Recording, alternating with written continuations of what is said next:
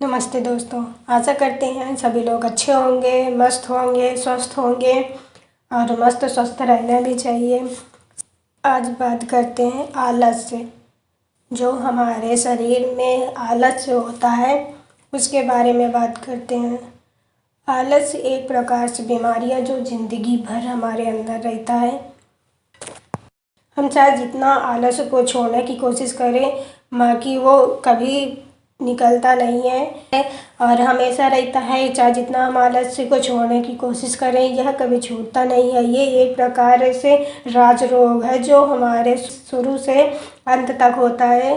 इसको हम चाहे जितना छोड़ने की कोशिश करें, चाहे जितना इसे ये संभलता नहीं है हम लोगों से। लोग इतना आलसी हो गए हैं कि खाने के लिए भी वो सोचते हैं कि खाना हमारे पास खुद आ जाए, हमें उसके पास जाना ना पड़े। पानी अगर पीना है, प्यास लगी है तो हमारे पास पानी आ जाए, जाना ना पड़े कहीं, सब कुछ हमारे पास आ जाए। इतना शरीर में आलस हो गया है, इतना लोग आलसी हो गए हैं कि कोई काम नहीं करना चाहता। सिर्फ बैठे बैठे उसको खाना चाहिए, उसको पानी चाहिए और बैठे बैठे उसको मनोरंजन चाहिए। हाथ भी हिलाना डुलाना ना पड़े, इतना आलस से आए शरीर में। लोग इतना आलसी हो गए हैं कि उनका जीवन इतना आलसी है कि एक उदाहरण के रूप में हम समझते हैं कि एक लड़का जामुन के वृक्ष के नीचे लेटा हुआ था।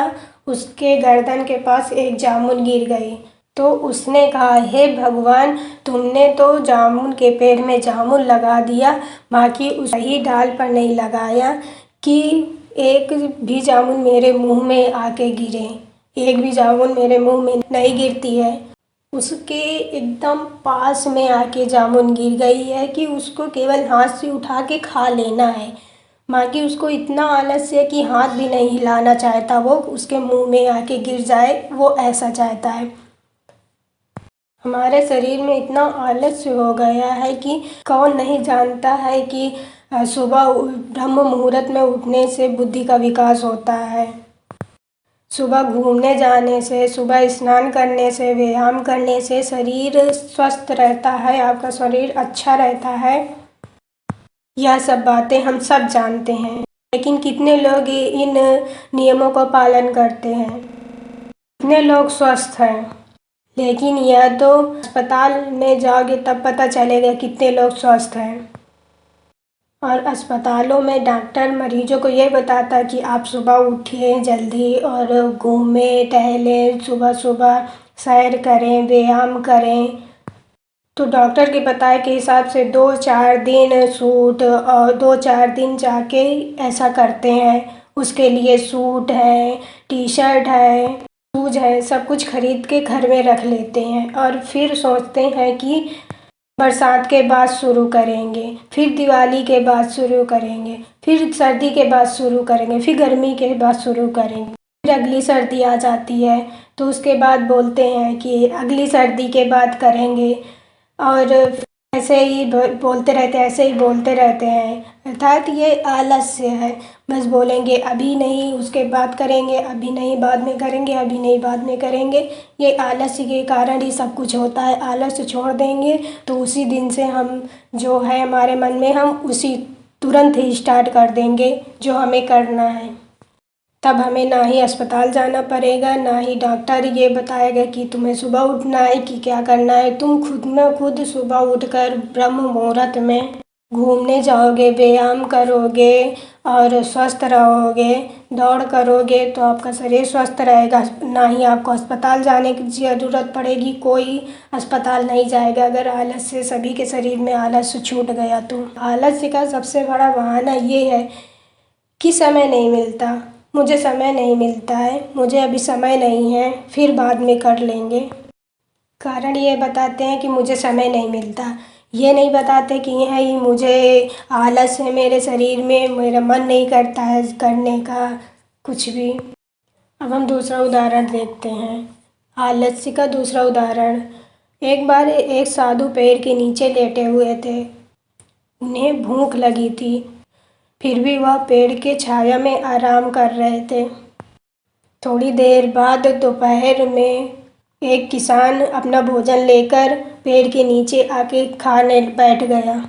साधु ने कहा, बच्चा, साधु को भूख लगी है, भोजन करवाओ। किसान ने कुछ भोजन साधु को दे दिया।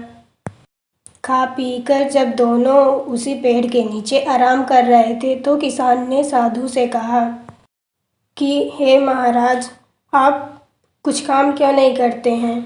तो साधु ने कहा, मैं क्या काम कर सकता हूँ? किसान, आप खेत में मेरे साथ काम करें। साधु, उससे क्या होगा? किसान, उससे आपके पास पैसे आने लगेंगे। साधु, उससे क्या होगा? किसान, पैसे जोड़कर आप भी मेरी तरह ज़मीन खरीद लीजिए और खेती कीजिए। साधु, उससे क्या होगा? किसान, फिर आपके पास और पैसे आ जाएंगे, तब शादी कर लेना। साधु, फिर? किसान, फिर आपके बाल बच्चे और परिवार होगा। साधु, फिर क्या होगा? किसान, फिर बच्चों को पढ़ाना लिखाना, उसकी शादी करना। साधु, फिर क्या होगा? किसान, फिर बच्चे कमाएंगे, आप आराम करना। साधु, वह तो मैं अभी भी कर रहा हूँ, इतना चक्कर लगाने की क्या आवश्यकता है? इसी साधु के प्रकार के जैसे लोग आलस्य के कारण पूरी जिंदगी आलस में ही गुजार देते हैं, आगे कुछ करने की नहीं सोचते हैं। इससे ना ही समाज का, ना ही देश का कोई भला नहीं होता है। हम लोगों को समझना चाहिए कि आज का युग बाजार का युग है। हर व्यक्ति उन्नत करना चाहता है, हर कंपनी अपने व्यापार को बढ़ाना चाहता है। उसके लिए आवश्यक है कि जो कर्मचारी इस कंपनी के लिए काम कर रहे हैं वे आलसी या कमज़ोर ना हो। आज कंपनियां अपने कर्मचारी को इस प्रकार की वेशभूषा धारण करवाते हैं कि जिससे कर्मचारी चुस्त दिखे और चुस्ती का अनुभव करे। कई कंपनियां अपने कर्मचारियों को काम के साथ साथ खाना स्वयं उपलब्ध कराती है। उन्हें खाना भी इस प्रकार दिया जाता है कि जिससे उनका काम करने में ऊर्जा बनी रहे, दिन भर काम करते रहे वो ऊर्जा के साथ में। कहने का तात्पर्य यह है कि लोग अपने आलस्य के कारण अपने निजी जीवन को ही खराब कर देते हैं। आलस्य के कारण ही हम अपना जीवन पूरा खराब कर लेते हैं, अपना और अपने परिवार का, सबका जीवन खराब कर देते हैं। तो उसके लिए हमें भी कुछ मतलब ऐसा करना चाहिए, आलस्य छोड़ना चाहिए। जो खुद को चुस्त दुरुस्त नहीं रखते हैं, ये कोशिश करना चाहिए कि हम अपने को चुस्त दुरुस्त रखें और सेहतमंद रखें।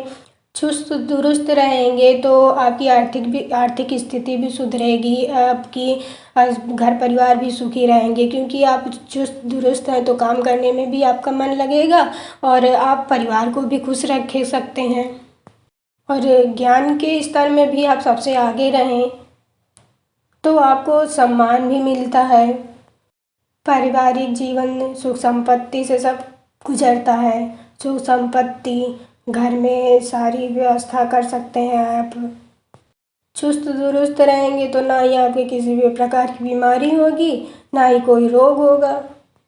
आलस्य के कारण आप असफलता को प्राप्त करते हैं। अगर आपके अंदर आलस्य नहीं होगा तो आप सफलता की ओर बढ़ते जाएंगे। आपके शरीर में ना ही कोई रोग होगा, ना ही आलस्य अगर रहेगा तो आप आगे बढ़ सकते हैं। आप अपनी सारी इच्छाएं पूरी कर सकते हैं, अपने परिवार की सारी इच्छाएं पूरी कर सकते हैं। सुबह जल्दी उठकर ब्रह्म मुहूर्त में आप उठेंगे बिना आलस्य के और